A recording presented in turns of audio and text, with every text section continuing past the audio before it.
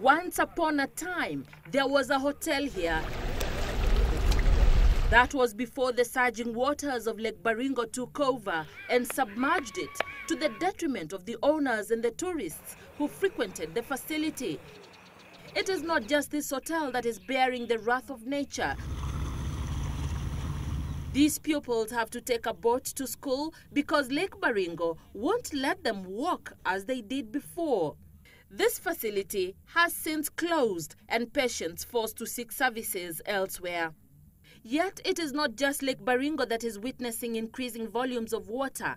Lake Naivasha, Lake Nakuru and Lake Bogoria too are adversely affected. The hydroecology of these lakes determine the species that live in these places. In Lake Nakuru and Bogoria, which are the major feeding lakes for lesser flamingos, this is particularly noticeable that we have much fewer numbers of lesser flamingos compared to the average 1.8 million flamingos that normally will reside in this area in lakes. Lake Nakuru is especially badly affected by the increasing waters. Access to the lake has had to change for the same reasons. The flamingos that attracted thousands to this lake annually have reduced. They feed on blue-green algae, and when the water levels increase, it gets significantly diluted. The production of their food is affected. In Lake Bogoria, the marvels of nature still hold. The waters are increasing too. These medicinal hot springs that draw tourists here are suppressed by the increasing water volumes. Still, there are no definite answers as to the cause of this problem.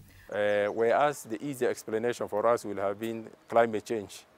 But when this is sustained for 3 years, you begin to say that certainly, well, it could be a cause, but there must be something beyond this. As the experts ponder on solutions, the communities around these lakes have to live with the consequences of the waters that are threatening to displace some of them. Tourism is affected, and the ripple effect is felt by the hotels that depend on those who visit these lakes. But all is not lost. We don't have anything conclusive, but we think that there might be certain tectonic movements around these lakes, considering that these lakes were created by the fact that the earth moved apart at where they are. They are actually at the floor of the Rift Valley, which is the lowest point of the surface in this area. A team of scientists is working to establish what has caused the increasing volumes of water in these lakes. And if they do, it will perhaps settle the anxiety in the tourism sector as well as among the communities living around these lakes. For Citizen Weekend, I am Anne Mawade.